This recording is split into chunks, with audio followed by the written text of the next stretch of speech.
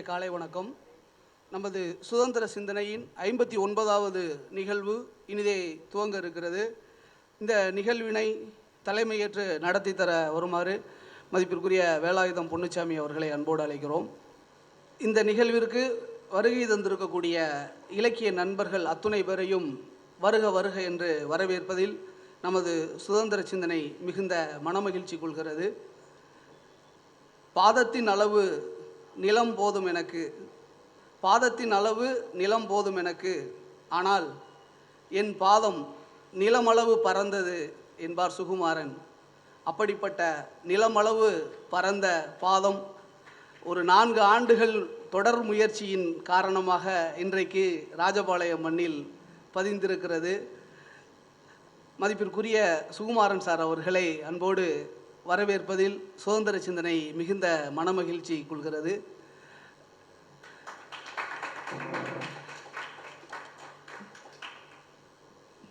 பெருமாள் முருகன் ஐயாவுடைய வரியிலிருந்து தொடங்கலாம் என்று நான் இருக்கிறேன்.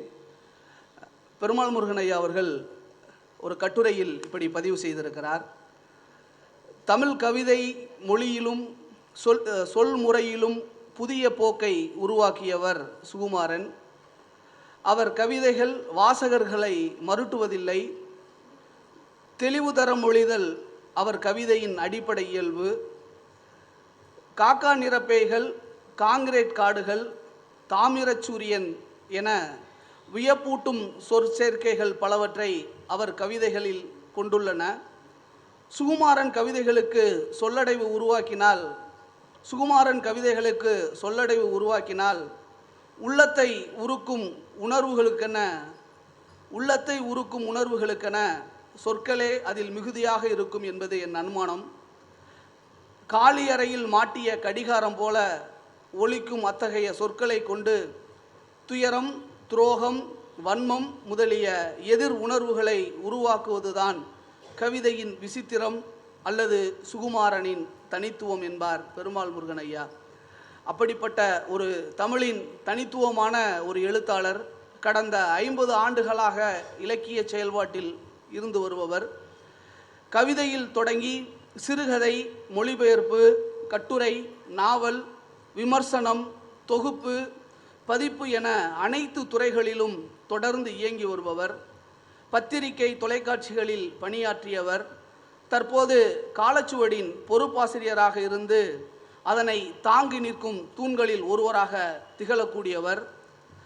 நான் பிறப்பதற்கு சரியாக 2 ஆண்டுகளுக்கு முன்பே 1984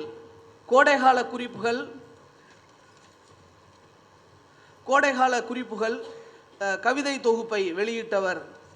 அக்காலகட்டத்தில் வெளியான 3 முக்கிய தொகுப்புகளில் இந்த தொகுப்பு முதன்மையானது என்பார் ராஜமார்த்தாண்டன் அவர்கள்.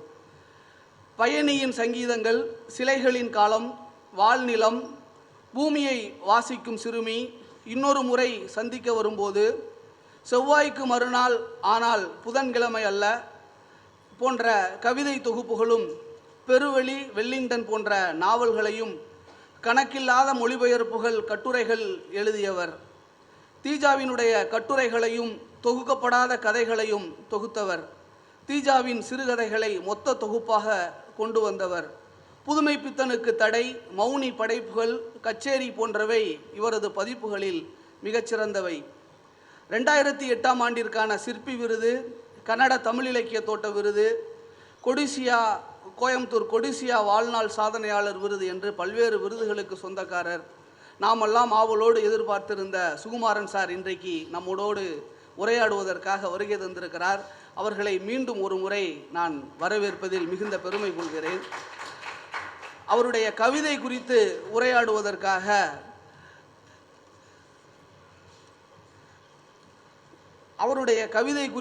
உரையாடுவதற்காக நம்மோடு இணைந்திருக்கக்கூடியவர் தற்கால கவிஞர்களில் மிக முக்கியமான ஒருத்தர் சபரிநாதன். இன்றைக்கு இருக்கக்கூடிய இளம் தலைமுறை எழுத்தாளர்களில் குறிப்பிடத்தகுந்தவர்.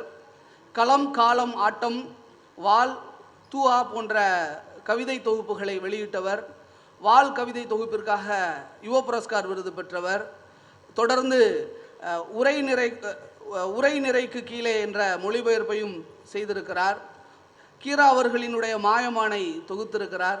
இப்படி பல்வேறு இலக்கிய செயல்பாடுகளில் தொடர்ந்து இயங்கி வரக்கூடிய இளம் தலைமுறை எழுத்தாளர் மதிப்பிற்குரிய சபரிநாதன் அவர்களை நமது சுதந்திர சிந்தனையின் சார்பாக வருக வருக என்று அன்போடு வரவேற்கிறேன். வருகை தந்திருக்கக்கூடிய நம்முடைய சுகுமாரன் சார் அவர்களுக்கு நினைவு பரிசினை வழங்க வருமாறு மதிப்பிற்குரிய தேவதாஸ் சார் அவர்களை அன்போடு அழைக்கிறேன்.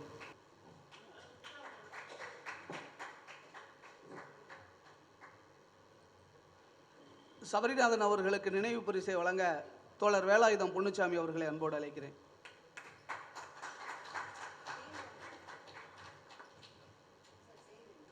இந்த நிகழ்வினை தொடங்கி வைத்து பேசுவதற்கு சாகித்ய அகாடமி விருதாளர் மொழிபெயர்ப்பாளர் மதிப்பிற்குரிய தேவதாஸ் சார் அவர்களை அன்போடு அழைக்கிறேன்.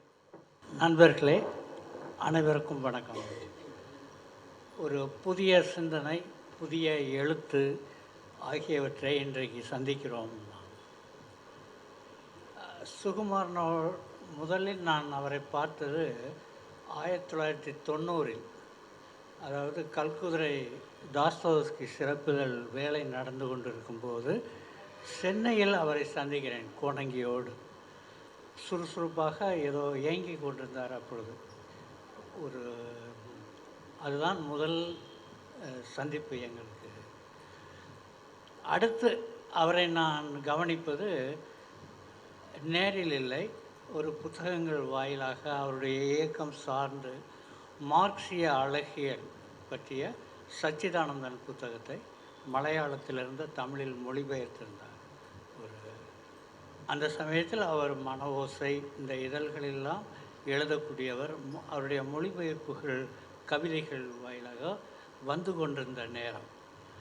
மார்க்சிய அழகியலே ஒரு இடதுசாரி சிந்தனையில் ஒரு அடிப்படைவாதத்தை தவிர்க்கக்கூடிய ஒரு புது எழுத்து.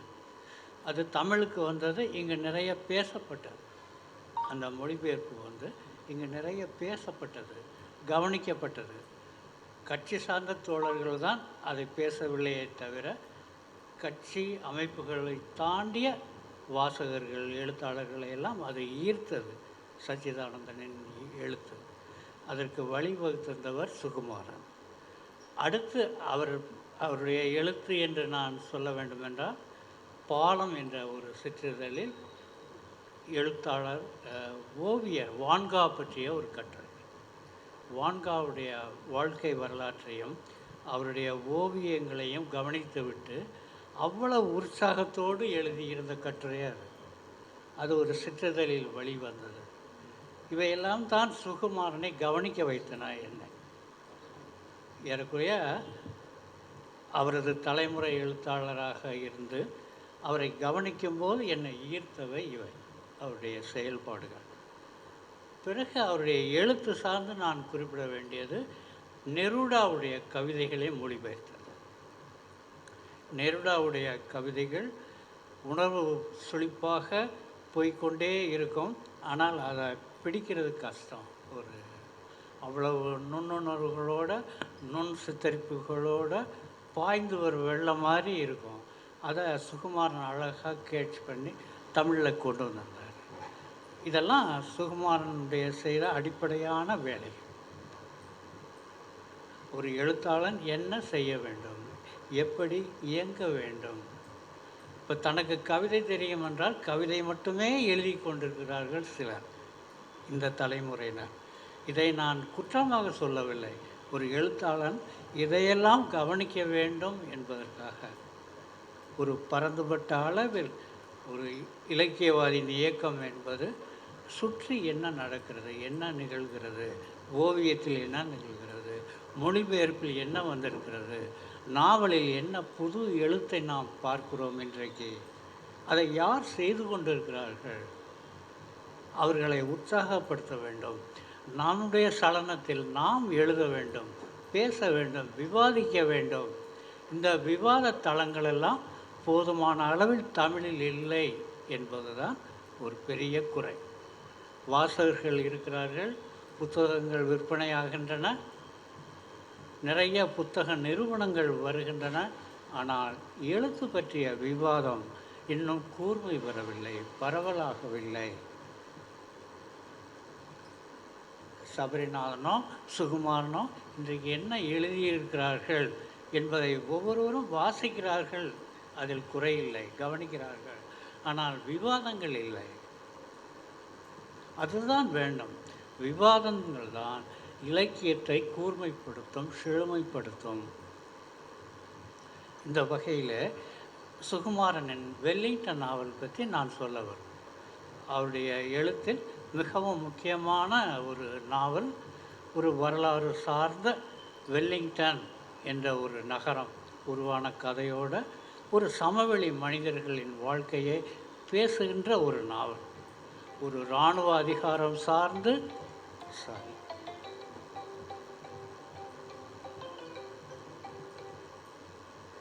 இராணுவ அதிகாரம் சார்ந்து வெல்லிங்டன் ஒரு இராணுவ நகரம் இயங்குகிறது என்றால், ஆணின் அதிகாரம் சார்ந்து சமவெளியிலிருந்து வந்த மனிதர்களின் வாழ்க்கை எப்படி இயங்குகிறது, பெண்களுடைய வாழ்க்கை எப்படி அங்கே கட்டமைக்கப்படுகிறது, எவ்வளவு கண்ணீரோடும் துயரங்களோடும் அந்த பெண்கள் உருவாகிறார்கள். ஒப்பீட்டளவில் சற்று சுதந்திரமுள்ள பெண்களாக அவர்கள் இருந்தாலும் கூட இறுதியில் தீர்மானிப்பது ஆணின் அதிகாரம். அப்படியான ஒரு அதிகாரத்தை சகித்து கொள்ள முடியாமல் ஒரு பெண் தன்னை நிர்வாணப்படுத்தி கொண்டு தீயில் எரியுண்டு விடும் ஒரு பெரிய துயரம் அந்த நாவலில் நடக்கிறது. ஒரு இளம் பருவம், குழந்தை பருவம் சார்ந்த ஒரு வாழ்வை, உலகை இதில் கூர்மையாக பதிவு செய்திருக்கும் சுகுமாரன் பெண்கள் சார்ந்த இந்த முகத்தை மிக தனித்துவத்தோடு இதில் சொல்லியிருக்கிறார். பட்டவர்த்தனமாக பேசக்கூடிய பெண்களாக இருக்கிறார்கள், சுதந்திர வெளி அவர்களுக்கு இருக்கிறது. ஆனால் கூட இறுதி கட்டத்தில், அந்த தீர்மானகரமான தருணத்தில் ஆண் அதிகாரம்தான் அவளை சிறைப்படுத்துகிறது, கொடுமைப்படுத்துகிறது, வாதனைக்கு உள்ளாக்குகிறது என்ற விஷயங்கள் எல்லாம் இந்த வெல்லிங்டன் நாவலில் பதிவாகி உள்ளன. லாரன்ஸ் சொல்வது போல கூர்மையாக கவனிக்கும்போது எல்லா கேள்விகளுக்கும் விடைகளும் கிடைத்துவிடும் என்று. அப்போ அந்த கூர்மையான கவனத்தில் பல வாழ்வின் முரண்பாடுகள், விசித்திரங்கள், வினோதங்கள் சிறைப்பட்டு விடுகின்றன, கை கொள்ளப்படுகின்றன, வெளிப்படுத்தல் ஆகின்றன. இதுவே சொல்லப்போனால், அதாவது வாழ்க்கை முழுக்க ஒரே முகத்தை அணிந்திருப்பவர்கள் இருக்கிறார்கள். எந்த மாற்றமும் இல்லாமல், எந்த சலனமும் இல்லாமல் இருக்கக்கூடிய மனிதர்கள் வாழக்கூடிய சூழலில் சதா மாறிக்கொண்டிருக்கும் முகங்களை உடையவர்கள், அடுத்தடுத்த முகங்களை அணிந்து கொள்ளும் மனிதர்கள் என்று வெவ்வேறு மனிதர்களை இந்த நாவலில் சுகுமாரன் காட்டுகிறார். இந்த அளவிலே சுகுமாரனை பற்றிய எனது அபிப்பிராயங்களோடு என்னுடைய பகிர்வுகளை உங்களிடம் முன்வைக்கிறேன். நன்றி நண்பர்களே, வணக்கம். நன்றி சார். அடுத்ததாக தோழர் வேலாயுதம் பொன்னுச்சாமி அவர்களை அன்போடு அழைக்கிறேன். ஒரு சிறப்பான ஒரு நூலை கவிஞர் அவர்கள், சுகுமாரன் அவர்கள் எழுதியிருக்கிறார்கள். அந்த நூல் குறித்து என்னுடைய பார்வையை உங்களுடன் பகிர்ந்து கொள்ளலாம் என்பதுதான் என்னுடைய இந்த உரையின் நோக்கம். முதலாக கவிஞர் சுகுமாரன் அவர்களை காலச்சுவடு நிறுவனம் நடத்திய 2 நாள் பயிற்சி முகாம் ஐயம்பாளையத்தில் நடந்துச்சு, கவிஞர் சக்தி ஜோதி மண்டபத்தில் வச்சு. அப்போ கவிஞர் அவர்களும் கவிஞர் மோகனரங்கன் அவர்களும் பெரிய ஒரு உரையாடல் நடத்திட்டு இருந்தாங்க. மத்தியானம் சாப்பிட்டுட்டு வந்துக்கிட்டு நான் அருகிலிருந்து கவனிச்சு சந்தர்ப்பம் கிடச்சி இது எனக்கு அந்த உரையாடலே ஒரு பெரிய ஒரு பல விஷயங்களை கடத்துகிற மாதிரியான ஒரு இடத்தை கொடுத்துச்சு. அது மாதிரி நூல் என்று வரும்பொழுது மார்சிய அலைகள் குறித்து சச்சிதானந்தன் அவர்கள் எழுதிய அந்த மொழியாக்கம் தான் நான் முதல் கவிஞருடைய முதல் நூலாக வாசிக்க எனக்கு கிடைக்க பெற்ற ஒரு நூல் சரி, நூல் குறித்து உங்களுடன் சற்று. கனவு என்பது தேவனின் மொழி என்கிறது விவிலியம். கவிதையை மொழியின் கனவு என்று அழகியல் படுத்துகிறார் கவிஞர் சுகுமாரன். கவிதைகளின் மொழி எத்தகைய அர்த்த வெளியை உருவாக்குகிறதோ அதற்கு ஏற்ப படைப்பாக்க அகழ்ச்சியாக வாசகனின் கனவு விரிவு கொள்கிறது. கவிதையின் நயம், நுட்பங்கள், உன்னதங்களை தாண்டி படைப்பு வழி பரிமாணங்களை அடையும் போது அக்கனவு எதிர்பாராத பல அர்த்த அடுக்குகளையும் காட்சி படிமங்களையும் தந்து வாசகனிடம் வாசிப்பு இன்பத்தை ஏற்படுத்துகிறது. அப்போது வாசகன் தேர்ந்த கவிஞனாக உருக்கொள்ளச் செய்யவும் தளமாற்றத்தை ஏற்படுத்துகிறது. கவிஞர் சுகுமாரனின் 19 கட்டுரைகள் அடங்கிய மொழியின் கனவு அப்படியான சிறப்பு மிகுந்த பிரதியாகும்.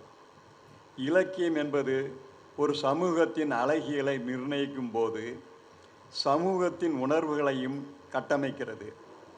தனி மனிதனின் மனப்புலத்தையும் உருவாக்குகிறது.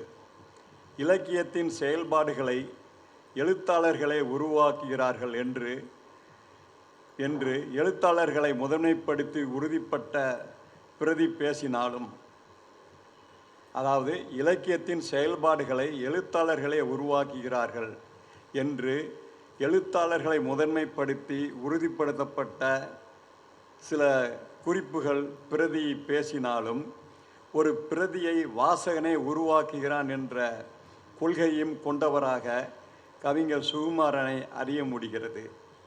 மொழியின் கனவு பிரதி கொடுத்த அனுபவங்களை அறிதல் முறையாக நேரம் கருதி சிலவற்றை கூறுகிறேன். கவிதைகளின் செயல்பாடுகள் என்பது சொல்லின் உணர்வு தளத்தை விரிவுபடுத்துகிறது. கவிதைக்கு அடிப்படையாக இருப்பது கவித்துவம். கவித்துவமாக மொழி எங்கெல்லாம் அமைகிறதோ அங்கு கவிதை தோன்றுகிறது. கவித்துவத்தாலேயே அழகியல் உணர்வு அளவிடப்படுகிறது. கவித்துவம் என்பது உணர்தலாக, வெளிப்பாட்டின் நிலையாக அறிய முடிகிறது. கவிதை மொழிக்குள் உருவாகி வரும் ஒரு மொழி. ஒவ்வொரு கவிஞரையும் ஒரு ஆதார சுருதி இயக்குகிறது. அதை கண்டுகொள்வதே வாசகன் முன்னிற்கும் சவால். எதிர்நிலை சித்தரிப்பும் எதிர்மறைகளும் ஊடாடும் மொழி கவிஞனின் கவிதை உலகமாக மாறலாம். மொழி சார்ந்தும் உணர்வு சார்ந்தும் நவீனமான கவிஞன் கவிதையாக்கும் முறையில் மரபான மதிப்பீடுகளுக்கு இடம் கொடுக்கலாம். ஒரு கட்டுரையை எழுதுவதற்கு வாசிப்பு மட்டும் போதாது.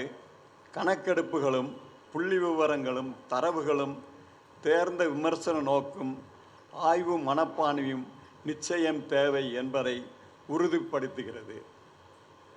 60,000 காதல் கவிதைகளும் உதிரியான சில குறிப்புகளும் கட்டுரை நவீன வாழ்க்கை அந்த கட்டுரை தான் அதை சொல்லுது வந்துக்கிட்டு நவீன வாழ்க்கை என்பது நவீன மொழியையும் கொண்டது. நவீன வாழ்க்கை மொழிக்கு சவாலாகும் பொழுது அதிநவீன புதிய மொழி ஒன்று உருவாகிறது. இந்த இடத்துல கவிஞர் நம்ம நவீன, அதாவது புது கவிதை, நவீன கவிதை அப்படின்லாம் பேசும்போது இப்போ புது ஜேனரா புதிய மொழி உள்ள கவிதை, புது மொழி கவிதை ஒன்றை ஒரு அடைமொழி கொடுத்து ஒன்றை உருவாக்குறாங்க கவிஞர். அது என்னுடைய வாசிப்பில் அப்படியான நான் உணர்ந்தேன். இந்த மொழி இயங்கியல் கவிஞர்கள் அறியப்பட வேண்டிய பாடம். இயல்பான செயல்களில் புலனாகாதிருக்கும் வியப்புகளையும் இரகசியங்களாக புலப்படுத்தும் தன்மை கொண்டவை கவிதைகள். அனுபவமும் கருத்து ஒருங்கிணைந்த படிமம்தான் கவிதை. அடர்த்தியான மொழிகளால் மிக எளிதாக எதையும் வெளிப்படுத்தி கொண்டு விடலாம். மகாகவி குமரன் ஆசானின் வீணைப்பூ என்ற தனித்த ஒரு கவிதையின் நூற்றாண்டை கேரள இலக்கிய உலகம் கொண்டாடியது. நம்ம தனி ஒரு நூலுக்கு 100 ஆண்டு நூறு ஆண்டுகள் கொண்டாடுறதை பார்த்துருப்போம். ஒரு கவிஞர் குமரநாசானினுடைய ஒரு தனித்த கவிதை வீணைப்பூ அப்படிங்கிற ஒரு தனித்த ஒரு கவிதை 100ஆம் ஆண்டு ஆனவுடனே அது கேரளா உலகமே அதுக்கு பெரிய விழா எடுத்திருக்கு. அது எவ்வளோ பெரிய ஒரு மதிப்பு மிகுந்த விஷயம் என்பதை அது கலாச்சார பங்களிப்பு என்பதை அந்த புஸ்தகத்தில் கவிஞர் குறிப்பிடுகிறார். கவிஞரின் நூற்றாண்டை கொண்டாடுவது சாதாரணமானது. கவிதை நூலின் நூற்றாண்டை கொண்டாடுவது நடந்திருக்கிறது.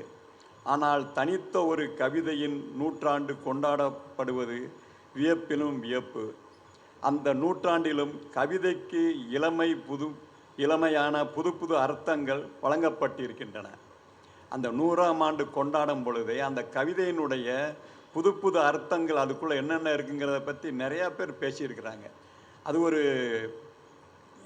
ஒரு பெரிய ஒரு அது இந்திய பரப்பில் நடக்காத ஒரு விஷயமாக தான் அந்த புத்தகம் மூலம் எனக்கு அது தகவல் கிடச்சிச்சு வழங்கப்பட்டிருக்கின்றன. இவ்வரிய தகவலையும் பிரதி வாசகனுக்கு கடத்துகிறது.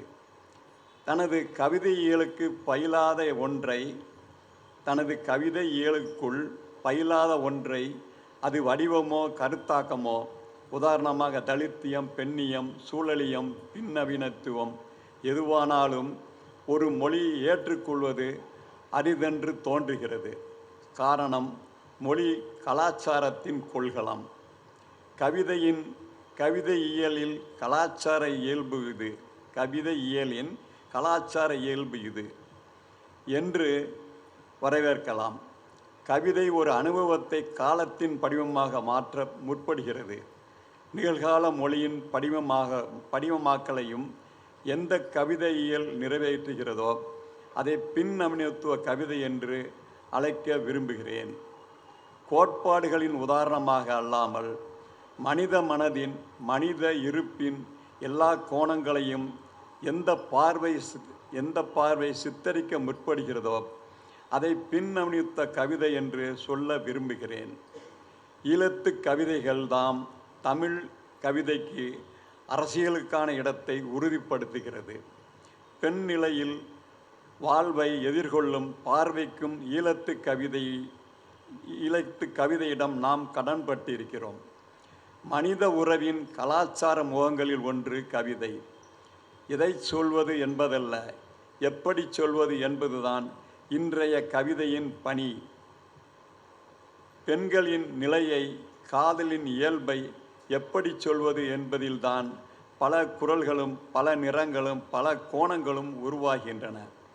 பாரசீக கவிஞர் ஜலாலுதீன் ரூமி, இந்திய ஆன்மீக கவிஞர் கபீர், ஸ்ரீ நாராயணகுரு கவிதைகள் உணர்வின் தரிசனமாகவும் வாசிப்பில் கிடைக்கும் பேரனுபவமாகவும் தெய்வீகத்திலிருந்து மானுடத்திற்கு மாறுகின்ற ஆன்மீக சாரமாகவும் விளங்குகின்றன.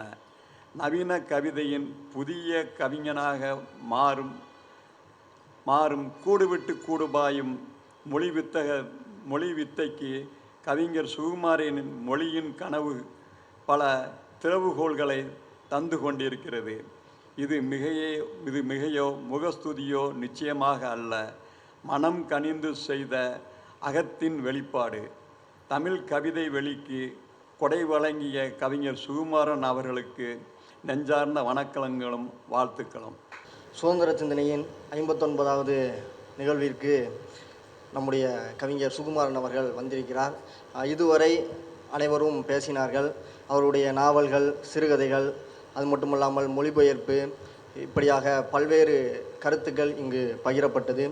ஒரு சிறிய தகவல்களை மட்டும் நான் தொகுத்து கூறி அதற்கு பின்பதாக நம்முடைய சுகுமாரன் ஐயா அவர்களை பேசுவதற்காக, ஏன்னா எல்லாருமே அதை தான் எதிர்பார்த்துக்கிட்டு இருக்கீங்கன்னு தெரியும். நிறையா பேர் பேசிக்கிருக்கோம். நம்ம எல்லாருமே வந்தது அதுக்காக தான். ஒரு சில தகவல்களை கூறக்கூடிய ஒரு பணியும் எனக்கு இருப்பதனால் அதையும் செய்து முடித்துவிட்டு அதற்கு நேராக அவருடைய உரை மற்றும் கலந்துரையாடலுக்கு நேராக நாம் செல்லலாம். 2022ஆம் ஆண்டு தொடக்க நாளில் கவிஞர் சுகுமாரன் அவர்களை அழைப்பதாக இருந்தது. ஆனால் 4 வருடத்தை தாண்டி போயிடுச்சு. அப்போ நாங்கள் பேசினோம். அவருடைய உடல்நல சிகிச்சைகள் நடந்ததுனால வர முடியல. அந்த நாளில் அவருக்கு பதிலாக மாற்று ஏற்பாடாக அதே நாளில் கவிஞர் சபரிநாதையும் நாங்கள் அழைத்திருந்தோம். அப்போ அவர் சில பணிகள் நிமித்தமாக அவர் வர முடியாத ஒரு சூழல் 2022. இன்றைக்கு 2 பேருமே நம்முடைய சுதந்திர சிந்தனைக்கு வந்திருப்பது ஒரு மகிழ்ச்சி அளிக்கக்கூடிய ஒரு விடயமாக இருக்கிறது. சுகுமாரன் அவர்களுடைய மொழிபெயர்ப்பு என்பதை பார்க்கும்போது மலையாளத்திலிருந்து வந்த மொழிபெயர்ப்புகள், ஆங்கிலத்திலிருந்து வந்த மொழிபெயர்ப்புகள் அப்படின்னு 2 வகையில் நம்ம பிரிக்கலாம். பஷீர், அது மட்டும் இல்லாமல் சச்சிதானந்தன், சக்காரியாவினுடைய கதைகள், அடூர் கோபாலகிருஷ்ணன் பற்றியதை, இது எல்லாமே அவருடைய மலையாளத்திலிருந்து வந்தது. அதற்கு பின்பதாக Neruda, Pablo Neruda, Gabriel Garcia Marquez போன்றவர்களினுடைய நாவல்கள், கதைகள் எல்லாமே, கவிதைகள் எல்லாமே ஆங்கிலத்திலிருந்து வந்தது. உலக இலக்கியம் வகுப்பில் இருந்தபோது ஒரு இடத்துல ரவிக்குமார் சார் நடத்தினாங்க. அப்போ ஏற்கனவே நம்ம சபரிநாதன் அவர்கள் குறிப்பிட்டார்கள், கவிஞர்களினுடைய உரைநடை எப்படியானதாக இருக்கும் அப்படிங்கிறத தன்னுடைய உரையில் குறிப்பிட்டாங்க. ஒரு கவிஞன் கவிதையை மொழிபெயர்க்கும் போது அது எப்படியாக இருக்கும் அப்படிங்கிறத அந்த வகுப்பில் அவர் நடத்தினார். அதில் 2 பேரை ஒப்பிட்டு சொன்னார். ஏற்கனவே நமக்கு தெரியும் 20 காதல் கவிதைகளும் ஒரு நிராசை பாடலும் நெருடாவோடது வந்திருக்கு. அதே போல் துயர்மிகு வரிகளை இன்றிரவு நான் எழுதுகிறேன் அப்படிங்கிறதும் வந்திருக்கு. சலபதி சாரோட மொழிபெயர்ப்பு ஒன்று, சுகுமாரன் சாரோட மொழிபெயர்ப்பு ஒன்று.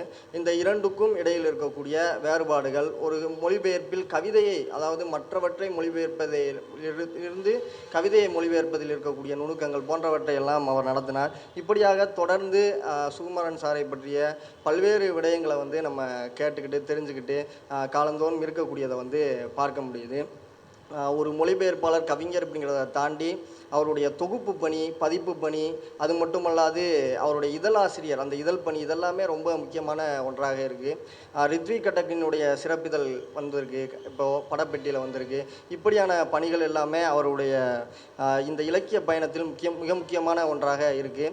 ஏற்கனவே வினோத் சார் பேசும்போது சொன்னாங்க, தென்கொரியாவில் போய் அந்த நாவலினுடைய மீதி பாகத்தை எழுதுனதை குறிப்பிட்டாங்க. இப்படி பயண கட்டுரைகள் அப்படிங்கிறதுமே சுகுமாரன் சார்கிட்ட அவருடைய இது வந்திருக்கு. இப்படியாக பல்வேறு ஒரு பரிணாமங்களை தொடர்ந்து வெளிப்படுத்தக்கூடிய சுகுமாரன் சார் அவர்கள் நம்முடைய நிகழ்விற்கு வந்திருக்கக்கூடியது அப்படிங்கிறது ரொம்ப முக்கியமான ஒன்றாக சுதந்திர சிந்தனை பெருமை கொள்கிறது.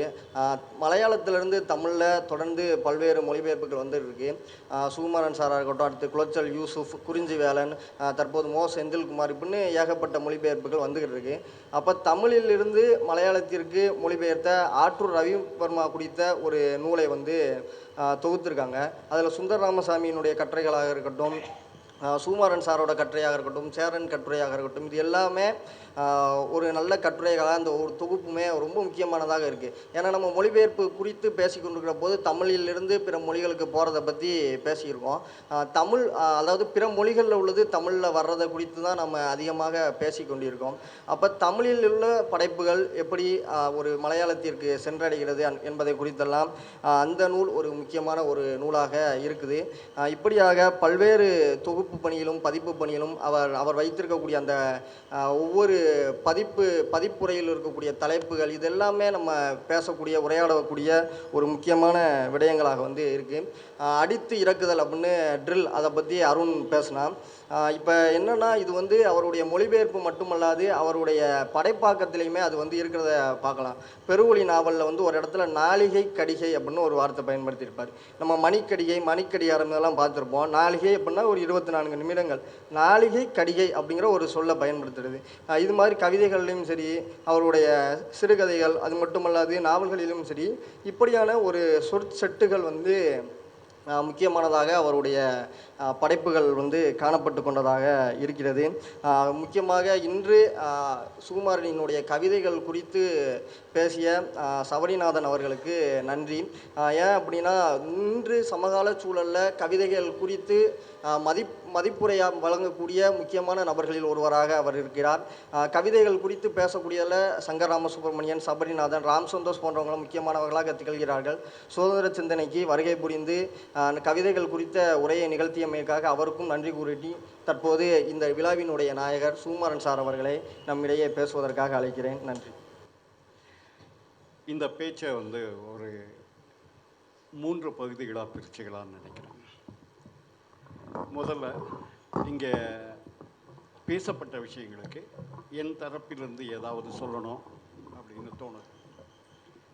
அதை முடிச்சுக்கோங்க. முதல்ல நண்பர் தேவதாஸ், மொழிபெயர்ப்பில் எனக்கும் ஆர்வம் ஏற்பட காரணமாக இருந்த பல பெயர்களில் ஒன்று வந்து சா தேவதாசுடையது. அவர் இங்கே வந்து பேசினது அப்படிங்கிறது வந்து எனக்கு மகிழ்ச்சி அளிக்கக்கூடிய செய்தி. குறிப்பாக வெல்லிங்டன் நாவல் பற்றி அவர் நானே யோசிக்காத வந்து ஒரு அவதானிப்பை வந்து முன்வைக்கிறார். அந்த நாவல் வந்து ஓரளவுக்கு என்னுடைய பால்யத்தை சொல்லக்கூடிய ஒரு நாவல் முதன்மையாக.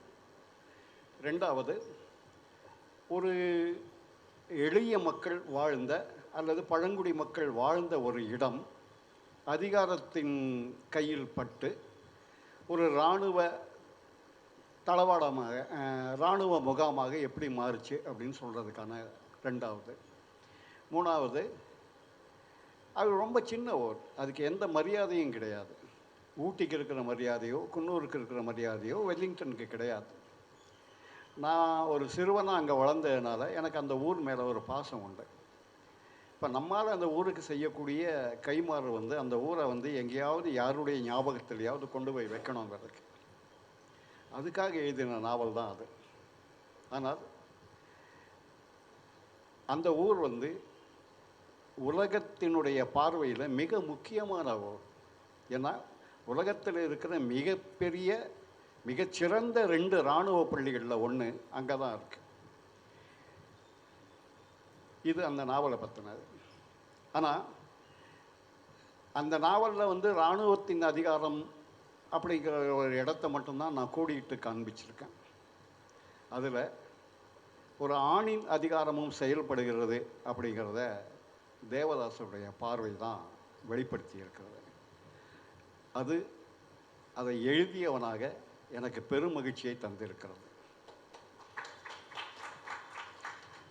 அப்புறம் வேலாயுதம் பொன்னுசாமி மொழியின் கனவுன்னு கவிதையை பற்றின கட்டுரைகளை பற்றி வந்து பேசியிருக்கேன். நான் ரொம்பவும் விரும்புகிற ஒரு துறை கவிதை தான். 2 காரணங்களுக்காக. ஒன்று, நான் ஒரு சோம்பேறி, 10 வரியில் ஒரு கவிதை எழுதிட முடியும். ரெண்டாவது, இந்த மொழியை என்னால் வந்து எப்படி கையாள முடிகிறது என்கிற எனக்கு நானே நிரூபித்து கொள்ள வந்து கவிதை வந்து எனக்கு உதவும். இந்த 2 காரணங்களுக்காக தான் கவிதை. அதிலிருந்து தான் வந்த மற்ற எல்லா விஷயமுமே வந்திருக்கு. நான் கவிதை எழுத முற்படாமல் இருந்திருந்தால் மொழிபெயர்ப்புக்கு போயிருக்க மாட்டேன், சிறுகதைக்கு போயிருக்க மாட்டேன், நாவலுக்கு போயிருக்க மாட்டேன், விமர்சனத்துக்கு போயிருக்க மாட்டேன். கவிதையை மிஞ்சிய கவிதை சார்ந்த ஏதோ ஒன்று பண்ணணும் அப்படிங்கிற உத்வேகத்தில் தான் இந்த விஷயங்களுக்கெல்லாம் போயிருக்கேன். அவர் அந்த புத்தகத்தை பற்றி பேசுகிற போது எனக்கு இதெல்லாம் உள்ளே ஓடிட்டு இருந்தது. என்னுடைய கவிதைகளை பற்றி வந்து பலமுறை பலர் பேசியிருக்கிறார்கள். அப்படி பேசப்பட்ட உரைகளில் மிக மிக சிறந்த உரை அப்படின்னு நான் இன்னைக்கு மனமாற சொல்லுவது வந்து சபரிநாதனுடைய உரை. நம்ம ரகசியமாக மறைச்சி வச்ச பல விஷயங்களை இந்த ஆள் வெளியில் கொண்டு வந்து அம்பலப்படுத்திட்டார் அப்படின்னு தோணுது. அதை பழமொழி பரிசு தான், பாம்பின் கால் பாம்பறியும், கவிஞனை கவிஞனை அறிவான்.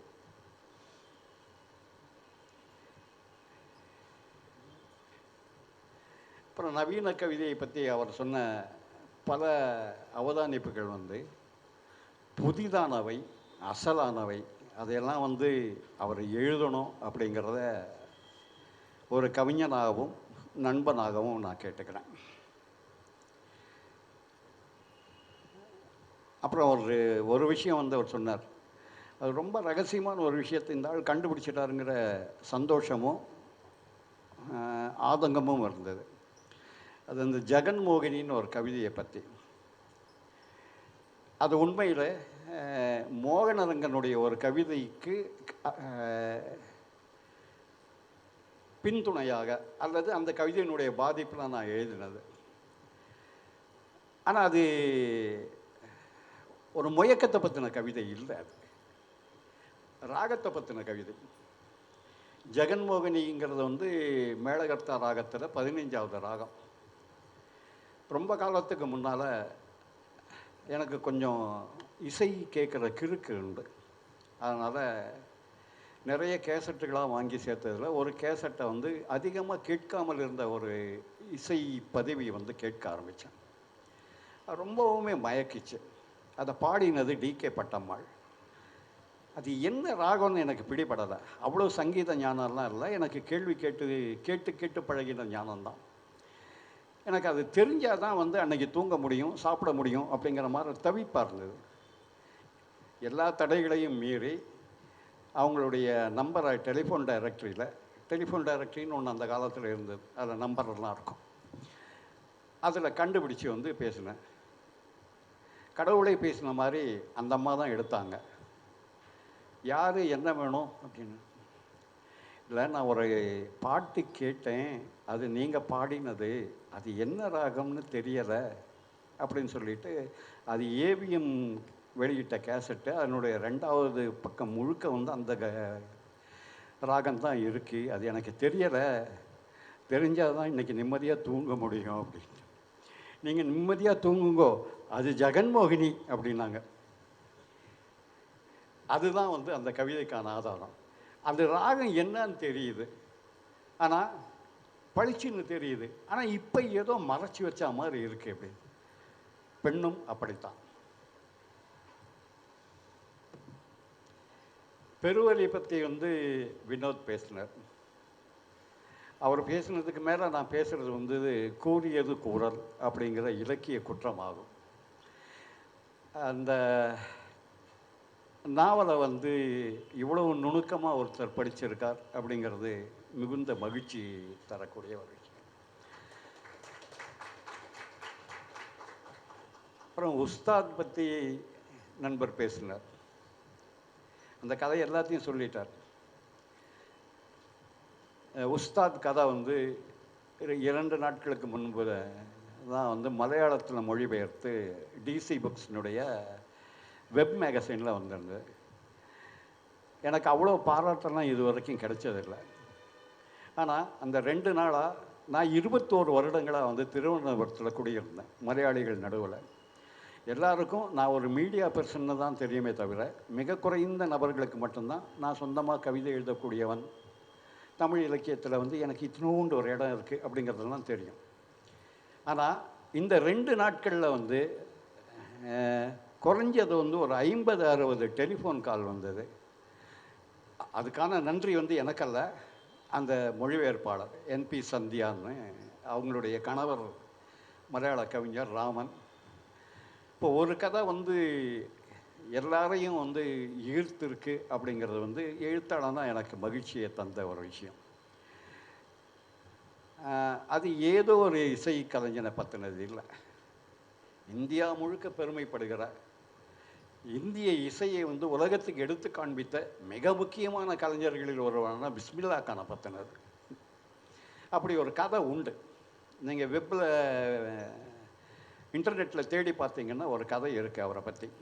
அவர் ஒரு முறை வாரணாசியிலேருந்து கல்கத்தாவுக்கு வந்து ட்ரெயினில் போயிட்டு இருந்தார்.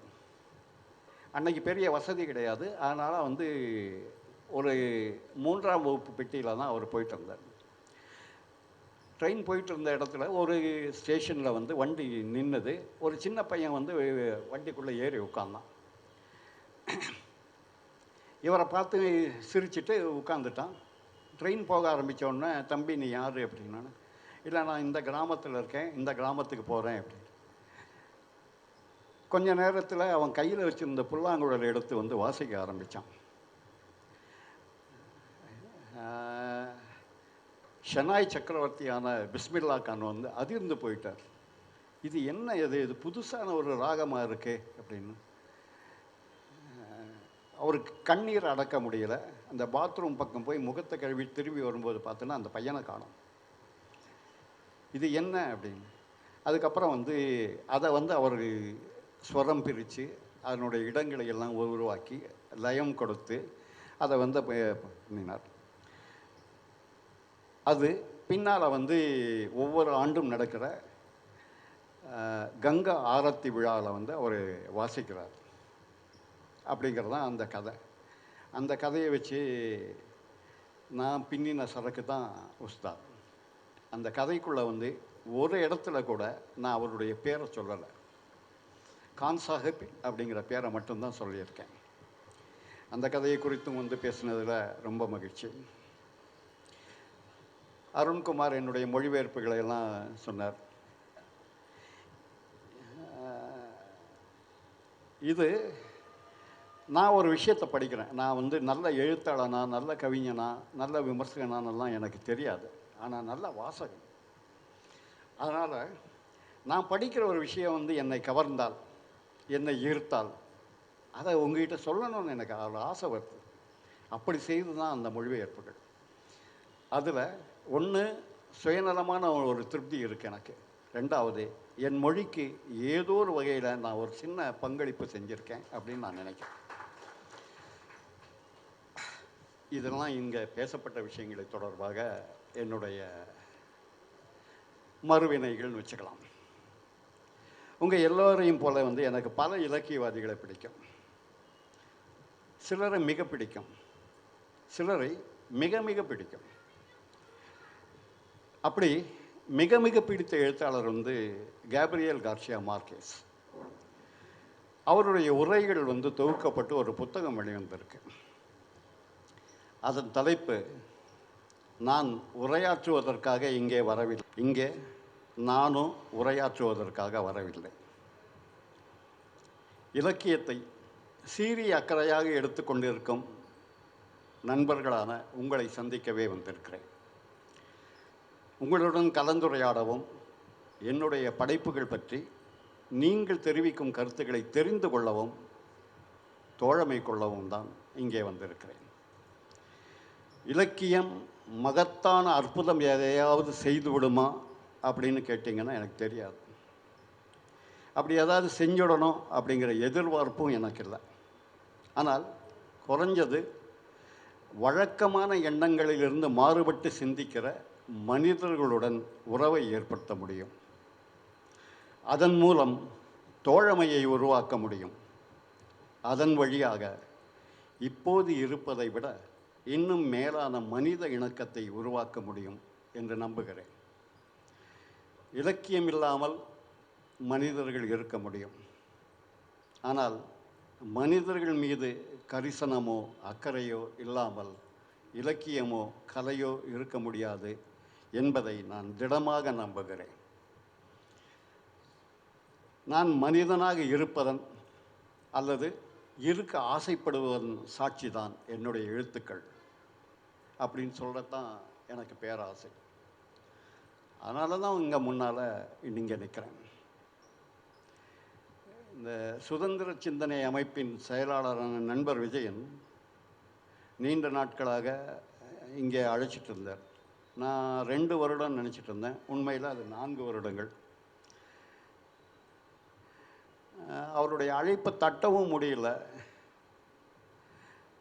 அதை செயல்படுத்தவும் முடியல. வெவ்வேறு சாக்கு சொல்லி அப்படி தள்ளி போட்டுக்கிட்டே வந்துட்டு இருந்தேன். இப்போ என்னுடைய எதிர்பார்ப்பு என்னவாக இருந்ததுன்னா, இந்த ஆசாமி இதுக்கெல்லாம் சரிப்பட்டு வரமாட்டார்னு அவர் கைவிட்டுருவார்னு. ஆனால் ஐயப்பனும் அவருடைய நண்பர்களும் எல்லாம் விடாக்கண்டர்களாக இருக்காங்க. திரும்ப திரும்ப நினைவூட்டி இங்கே கொண்டு வந்து என்னை நிறுத்தியிருக்காங்க. அவருடைய பொறுமைக்கும் அன்புக்கும் மிக்க நன்றி. இந்த இழுத்தடிப்புக்கு சுதந்திர சிந்தனை அமைப்பைச் சேர்ந்த எல்லோரிடமும் மனமாற மன்னிப்பு கேட்டுக்கொள்கிறேன். ஐயப்பங்கிட்ட தொலைபேசியில் பேசின போது இந்த நிகழ்ச்சியில் நான் என்ன பண்ணணும் அப்படின்னு கேட்டேன். என் பங்கு என்ன அப்படின்ட்டு. உங்கள் படைப்புகளை பற்றி நண்பர்கள் பேசுவார்கள், நீங்கள் ஒரு அரை மணி நேரம் பேசுவேன் அப்படின்னு. எனக்கு அந்த பதில் பீதியை கிளப்பி விட்டுருச்சு. இலக்கிய செயல்பாட்டில் ஒரு பகுதி அப்படின்னு வச்சுக்கிட்டாலும் 2 விஷயங்கள் வந்து எனக்கு எப்பவும் கிளியை ஏற்படுத்திடும். மேடையில் பேசு அப்படின்னு கேட்டுக்கிட்டாலோ, ஒரு நேர்காணல் கொடுங்க அப்படின்னு கேட்டுக்கிட்டாலோ எனக்கு பீதி கிளம்பிடும். நான் நல்ல சொற்பொழிவாளன் அல்ல அப்படிங்கிறது தான் அந்த தயக்கத்துக்கு காரணம். இல்லை, எழுத்துக்கு கொடுக்குற முதன்மையை பேச்சுக்கு கொடுக்காத குறை, பேச்சை விட எழுத்து தான் வலுவானது அப்படிங்கிற நம்பிக்கை, இதெல்லாம் தான் காரணம். ஆனால் அதையெல்லாம் மீறி ஒரு புஸ்தகம் போடுற அளவுக்கு ஒரு நேர்காணல் தொகுப்பை வெளியிட்டிருக்கேன். 100க்கும் மேற்பட்ட மேடைகளில் வந்து பேசி தொலைச்சிருக்கேன்.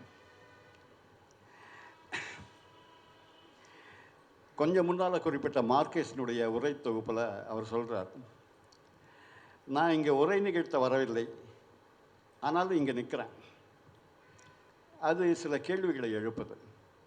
எங்கேருந்து தொடங்குது, எதை பற்றி பேசுறது? அதற்கு அவரே ஒரு பதிலையும் சொல்கிறார்.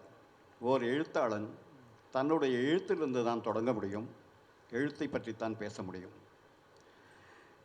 இங்கே நான் உங்களோடு பகிர்ந்து கொள்ள விரும்புவதும் என் எழுத்தை பற்றித்தான். அதை ஒட்டின சில கருத்துக்களைத்தான். நண்பர்கள் இங்கே படைப்புகள் பற்றியெல்லாம் பேசியிருக்காங்க. அதன் தொடர்ச்சியாக நான் பேசுகிறது வந்து முரணாக இருக்காதுன்னு நினைக்கிறேன். அது சுயபுராணம் ஆகிவிடக்கூடாது அப்படிங்கிற பயமும் எனக்கு இருக்குது. நான் எழுத வந்து அரை நூற்றாண்டு காலம் முடிஞ்சிருக்கு. மெச்சிக்கிற மாதிரி எதையாவது செஞ்சுருக்கனா அப்படின்னு தொடர்ந்து என்னையே நான் கேட்டுக்கொண்டு இருக்கிறேன். அப்படி ஏதாவது செஞ்சிடணும் அப்படிங்கிறதுக்காக தான் தொடர்ந்து முயற்சி செய்கிறேன். அந்த ஆசைதான் 50 வருடங்களாக இலக்கியத்தோடு என்னை உறவாட வைத்திருக்கிறது. நமக்கு வாழ்க்கையில் ஒவ்வொரு கட்டத்திலும் ஒவ்வொரு ஆசை இருக்கும். கடைசியில் வேற ஒன்றா மாறி இருப்போம். நானும் அப்படி தான் ஆசைப்பட்டேன். ஒவ்வொரு வயசிலும் ஒவ்வொரு சந்தர்ப்பத்திலும் ஒவ்வொன்றா மாறணும் அப்படின்னு வந்து ஆசைப்பட்டிருக்கேன். ஆனால் அதெல்லாமே ஒவ்வொன்றா கழண்டு போக என்னோட என்றைக்கும் இருக்கிறது இலக்கியத்தின் மீதான ஈடுபாடு தான். அப்போ அதுதான் என் இருப்பின் அடையாளம். என்னை நானாக நிறுத்தி இருப்பது அதுதான். நான் என்னவாக இருக்கிறேனோ என் எழுத்தையும் அதுவாக தக்க வைத்திருக்கிறது. நான் ரொம்ப சாதாரண குடும்பத்திலேருந்து வந்தவன். பின்புலமாக சொல்லிக் கொள்ளும்படியான மகிமை எதுவும் இல்லாத குடும்பம் எங்களுடையது. அப்பாவுக்கு படிக்க தெரியும், எழுத தெரியாது. அம்மாவுக்கு ரெண்டும் தெரியாது. ஆனால் அவங்க வாழ்க்கையை கற்றிருந்தார்கள்.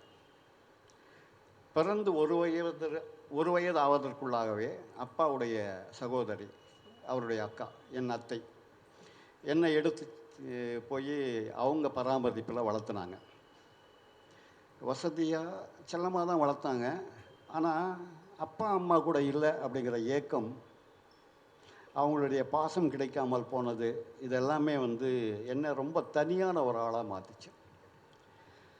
அந்த தனிமையில் எனக்கு ஆறுதலாகவும் விடுதலையாகவும் அமைந்தது வந்து வாசிப்பு.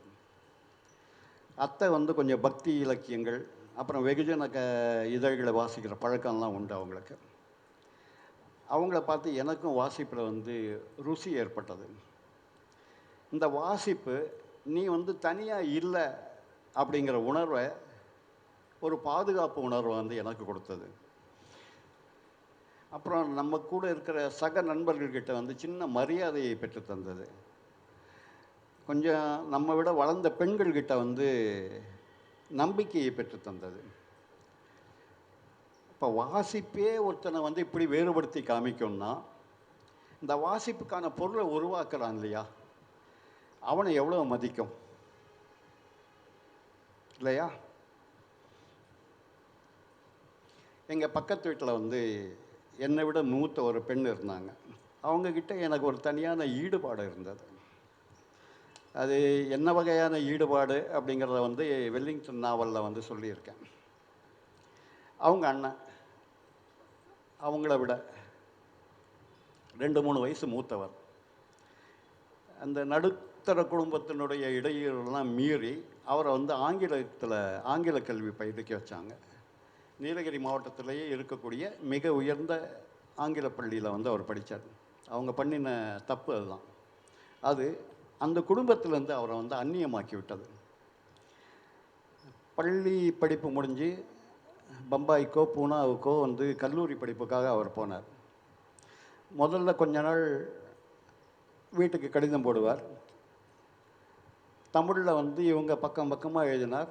அவர் இங்கிலீஷில் வந்து ஒரு 4 வரி லெட்டர் போடுவார். அதுவும் குறைஞ்சி போச்சு நாளடைவில். இந்த கௌரி நாவலில் அவங்களுக்கு அந்த பேர், உண்மை பேர் வேறு, விடாமல் வந்து பதில் கடிதம் எழுதுவாங்க.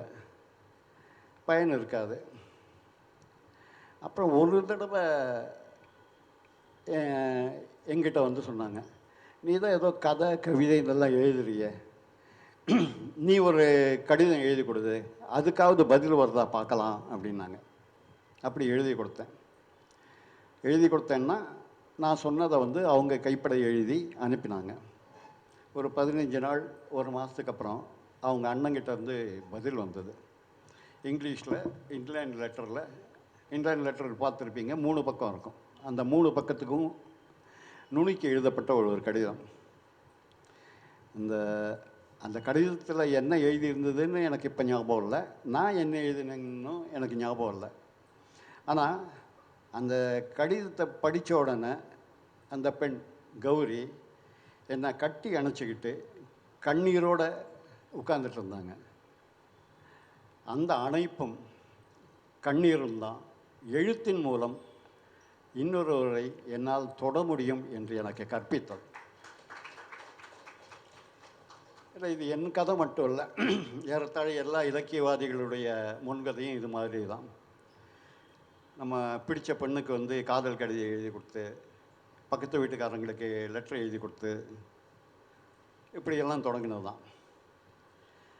இன்னொருத்தருடைய அனுபவத்தை தன்னுடையதாக்கி சொல்லும் இந்த முயற்சியில் தான் வந்து எழுத்து வந்து தொடங்குது. இந்த செயல் எங்கோ ஒரு இடத்தில் ஏதோ ஒரு தருணத்தில் ஒரு பொது கவனத்துக்குள்ளாகிறது. தன்னை யாரோ கவனிக்கிறார்கள் என்கிற பிரஜையை, ஓர்மையை எழுதுகிறவனிடம் ஏற்படுத்துகிறது.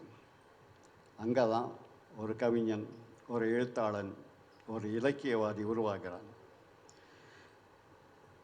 எழுத்து எழுதுகிறவனுக்கும் வாசிப்பவனுக்கும் தவிர்க்க முடியாத ஒன்றாக மாறுவது அந்த புள்ளியில் தான். அப்போ எழுத்தாளன் என்பவன் பொது மனிதனாகிறான். இந்த பொதுமையின் காரணமாக தான் எழுத்தாளன் பொருட்படுத்தப்பட வேண்டியவன் ஆகிறான். இந்த எழுத்தாளன் கொண்டாடப்படணும், எழுத்தாளனை மதிக்காத சமூகம் உருப்படாது அப்படின்னெல்லாம் சொல்லப்படுது. இந்த கருத்துக்களோடலாம் எனக்கு முழு உடன்பாடு இல்லை. எல்லாருக்கும் சமூகத்தில் என்ன மதிப்பு இருக்கிறதோ அதுதான் எழுத்தாளனுக்கும் இருக்கணும் அப்படின்னு நான் நம்புகிறேன். சமூகத்தினுடைய வளர்ச்சிக்காக ஈடுபடுகிற யாரை விடவும் சமூகத்தின் பயன்பாட்டு உற்பத்திக்காக செயல்படுகிற ஒருத்தரை விடவோ எழுத்தாளனோ இலக்கியவாதியோ உயர்ந்தவன் என்று நான் நம்பவில்லை. ஆனால் ஒரு இலக்கியவாதி சமூகத்துக்கு இன்றியமையாதவனாக மாறுகிற ஒரு இடம் இருக்கிறது. அது அந்த இலக்கியவாதி தன் படைப்பில் சக மனிதனின் இருப்பை, சமூகத்தின் இருப்பை உணர்த்துகிற இடம். சக மனிதர்களின் உணர்வை, அனுபவத்தை தன்னுடையதாக ஏற்றுக்கொள்ளும் இடம். அந்த இடத்தை அடைந்தவர்களையே சமூகம் பாராட்டுகிறது, கொண்டாடுகிறது. இதனுடைய எளிமையான அர்த்தம்னா, எழுதுகிற எல்லாரும் எழுத்தாளர்கள் அல்ல அப்படிங்கிறதான். எழுத்தின் மூலம் அந்த மானுட ஹியூமன் ஸ்பேஸ் இருக்கு இல்லையா, அதை அடைந்தவர்கள் தான் எழுத்தாளர்கள், இலக்கியவாதிகள். அந்த இடத்த எப்போவாவது நெருங்கி விடுவோம் அப்படிங்கிறது தான் 50 வருஷமாக நான் செய்து கொண்டிருக்கிற பிரயத்தனம்.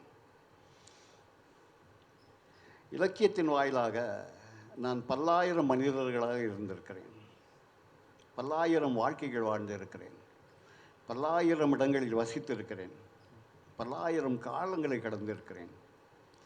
இந்த அவதார மகிமைக்காகவே இலக்கியம் எனக்கு தேவைப்படுகிறது. ஒரு இலக்கியவாதி தனது எல்லைகளை கடந்தவனாக இருக்க வேண்டிய கட்டாயத்தையும் முன்வைக்கிறது. அவன் குறிப்பிட்ட இனத்தையோ மதத்தையோ மொழியையோ தேசியத்தையோ சார்ந்தவனாக இருக்கலாம். அவற்றை சார்ந்த வாழ்க்கை அனுபவங்களை படைப்பில் சித்தரிக்கலாம். ஆனால் இலக்கியம் என்பது அவற்றை உள்ளடக்கி இருந்தாலும் அவற்றை கடந்தது. அந்த பொருளில் எழுத்தாளன் இனத்துக்கும் மதத்துக்கும் அப்பாற்பட்டவன். இலக்கியத்திலிருந்து நான் பெற்ற பாடங்களில் முக்கியமானது இது. பல நூற்றாண்டுகளை கடந்த தமிழ் இலக்கியத்தில் செயல்படுவது ஒரு தமிழ் எழுத்தாளனுக்கு இயல்பானது, இன்பமானது, அறைகூவல் மிகுந்தது. இத்தனை நீண்ட காலத்தில் நிகழ்ந்திருக்கிற சாதனைகள் நம்மை மகிழ்ச்சி அடைய செய்பவை, என்னை மகிழ்ச்சி அடைய செய்பவை. இதில் நானும் ஒரு பங்காளி அப்படிங்கிற உரிமை உணர்வு இருக்கு இல்லையா, அதுதான் மகிழ்ச்சி. இப்போ அதுவே சவால். அந்த சவாலை நிறைவேற்றுவது தான் காலம் முழுக்க எந்த எழுத்தாளனுக்கும் கனவாக இருந்திருக்கிறது, எனக்கும் அதுதான். அப்புறம் அறியப்படாமல் இருப்பது ஒரு ஆனந்தம். இக்னோரன்ஸ் இஸ் எ பிளிஸ் அப்படின்னு ஒரு வாசகம் இருக்குது, எனக்கு ரொம்ப பிடிச்ச வாசகம். தனிநபர்ங்கிற முறையில் அறியப்படாமல் இருப்பதை பெரிதும் விரும்புகிறேன். அப்படி இருக்கிறது தான் எல்லாரு கூடயும் புழங்கிறதுக்கு வசதியாக இருக்குது. நான் ஆசைப்படுறத தெரிஞ்சுக்கிறதுக்கு அதுதான் தோதாக இருக்குது. ஆனால் ஒரு எழுத்தாளன் படைப்பாளன்கிற முறையில் அப்படி இருக்க முடியுமா அப்படி கேட்டால் முடியாது என்பது தான். ஏன்னா எல்லா படைப்பாளனுக்கும் ஒரு எதிர்பார்ப்பு இருக்குது, எனக்கும் இருக்குது. என்னுடைய கவிதையின் ஒரு வரியையோ, புனைவின் ஒரு தருணத்தையோ, கட்டுரையில் வந்த ஒரு கருத்தையோ ஞாபகப்படுத்தி சொல்லுகிற ஒரு நண்பர் கூட ஒரு இணக்கம் ஏற்படுது இல்லையா. இலக்கியம் குறைந்தபட்சம் செய்யக்கூடிய வேலை அதுதான். அப்படி ஒரு இணக்கம் எனக்கும் நேர்ந்து இருக்கிறது அப்படிங்கிறதுக்கான சாட்சி தான் இந்த கூட்டம். எழுத 50 வருஷங்கள் ஆயிடுச்சு அப்படின்னு நண்பர் ஒருத்தர்கிட்ட சொன்னேன். பதிலுக்கு திரும்ப கேள்வி கேட்டார். திரும்பி பார்த்தா என்ன தோணுது, இத்தனை கால எழுத்துக்களை எப்படி மதிப்பிடுவீங்க, எதிர்பார்த்த அங்கீகாரம் கிடைச்சிருக்கா அப்படின்னு நினைக்கிறீங்களா அப்படின்லாம் தொடர்ந்து கேள்விகள் கேட்டார். அந்த கேள்வி எதுக்கும் என்கிட்ட அப்பவும் பதில் இல்லை, இப்போவும் பதில் இல்லை. ஆனால் பிறகு யோசித்த போது இப்படி சொல்லியிருக்கலாம் அப்படின்னு தோணுது. அமெரிக்க எழுத்தாளரும் விமர்சகருமான சூசன் சாண்டாகுடைய புகழ்பெற்ற ஒரு வாசகம் உண்டு. நான் எழுத்தாளர் ஆக வேண்டும் என்று எழுத வரவில்லை, இலக்கியம் என்று ஒன்று இருப்பதனால்தான் எழுத்தாளர் ஆனேன். அதுதான் அந்த வாசகம். எப்பவும் எனக்குள்ளே ஒலித்து கொண்டிருக்கிற அந்த வாசகம். தவிர ஒரு எழுத்தாளனுடைய எழுத்துக்களை மதிப்பிட வேண்டியது அவற்றை வாசித்தவர்களும் காலமும் தான். ஏதோ ஒன்றை தன்னுடைய அடையாளமாக விட்டு செல்ல எல்லா மனிதர்களும் விரும்புகிறார்கள். நான் இங்கே இருந்தேன் அப்படிங்கிறதுக்கும் என்னவா இருந்தேங்கிறதுக்கும் தடயம் என்னுடைய எழுத்து தான். என்னுடைய இருப்பின் பொருள் அங்கீகாரமோ புகழோ அல்ல, இருப்பது தான்.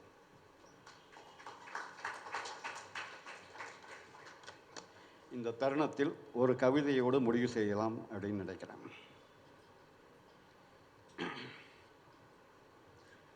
முன்னூறு குழந்தைகள், அவர்கள் 300 பேர் இருந்தார்கள். அவர்களுக்கு 300 அம்மாக்களும் 300 அப்பாக்களும் இருந்தார்கள். அதைவிட அதிகம் அண்ணன்மாரும் அக்காள்மாரும் தம்பிமாரும் தங்கைமாரும் இருந்தார்கள். அவர்கள் 300 பேர் இருந்தார்கள். 300 பேருக்கும் 300 வீடுகள் இருந்தன. அதைவிட அதிகம் செல்லப்பிராணிகளும் செல்லப்பறவைகளும் செல்ல தாவரங்களும் இருந்தன. அவர்கள் 300 பேர் இருந்தார்கள். 300 பேருக்கும் 300 புன்னகைகளும் 300 அழுகைகளும் 300 பசிகளும் 300 தாகங்களும் இருந்தன. அதைவிட அதிகம் விளையாட்டுகளும் பாடல்களும் இருந்தன. அவர்கள் 300 பேர் இருந்தார்கள். 300 பேருக்கும் ஒரே பள்ளிக்கூடமும் ஒரே பாடமும் ஒரே பள்ளிவாசலும் ஒரே இறைவனும் இருந்தன. அவர்கள் 300 பேர் இருந்தார்கள். 300 பேருக்கும் 300 வண்ணமுள்ள ஒரே ஊர் இருந்தது. பிசாசுகள் புகுந்து தாண்டவம் ஆடிய நாளுக்கு பின்பு அவர்கள் 300 பேருக்கும் 300 குழிகள் உள்ள ஒரே இடுகாடு இருக்கிறது. 2026 பிப்ரவரி 28 அன்று அமெரிக்க இஸ்ரேல் குண்டுவீச்சில் கொல்லப்பட்ட 300 குழந்தைகளுக்கு இது சமர்ப்பணம். நன்றி, வணக்கம். நன்றி. விழாவின் இறுதி தருணத்தை எட்டி இருக்கிறோம். முறையாக நன்றி கூற இல்லை, வேணாம் வேணாம். கலந்துரையாடல் ஏதாவது கேள்வி கேட்கணும்னு நினச்சிங்கன்னா உணவு அருந்திக்கிட்டேவும் கேள்வி கேட்டுக்கிடும். ஏன்னா டைம் இல்லை. அதனால் முறையாக நன்றி கூற தம்பி விஜய் ஐயப்பனை அழைக்கிறேன்.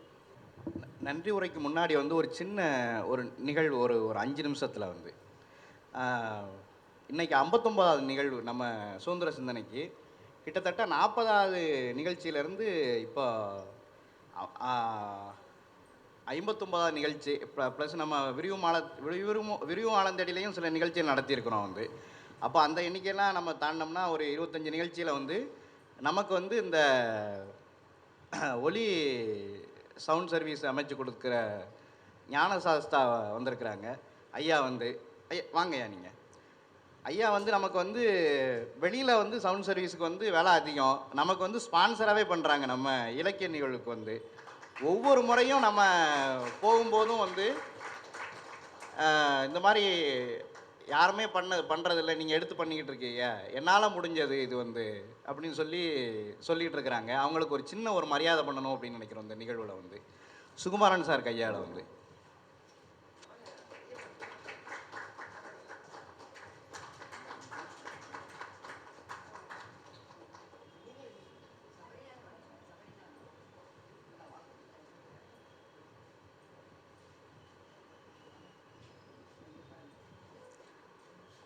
அப்புறம் கிட்டத்தட்ட இப்போ 10 வருஷமாக நம்ம நிகழ்ச்சி 11வது வருஷம் ஓடிக்கிட்டு இருக்கு. 2015 ஆரம்பித்து 11 வருஷமாகவும் வந்து நமக்கு வந்து ஃபோட்டோகிராஃப், அதை வந்து ஃபோட்டோ எடுத்து அதுவும் நமக்கு எல்லா நிகழ்வுக்கு இந்த நிகழ்வுக்கு அவர் வர முடியலை வந்து.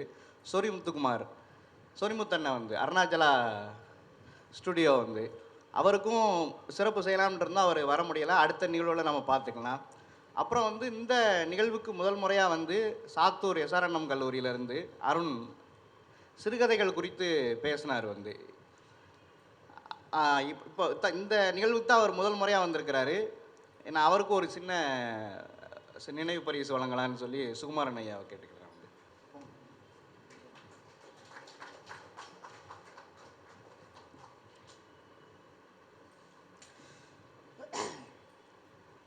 அப்புறம் நேராக வந்து நன்றி உரைக்கு போயிடலான்னு நினைக்கிறேன். ஏன்னா மணி இப்போ 1:30 தாண்டிடுச்சு வந்து. எல்லாருக்குமே தெரியும் அருண் இன்னும் ஒரு 1/4 மணி நேரமோ 1/2 மணி நேரமோ பேசக்கூடிய இது சரக்கு அவர்கிட்ட இருக்குது வந்து. ஏன்னா மொழிபெயர்ப்பில் வந்து அவர் நூற்றாண்டின் தனிமையை விட்டுட்டு தான் அவர் சிறுகதை தொகுப்பை மட்டும் வச்சு பேசி முடிச்சிட்டார் வந்து.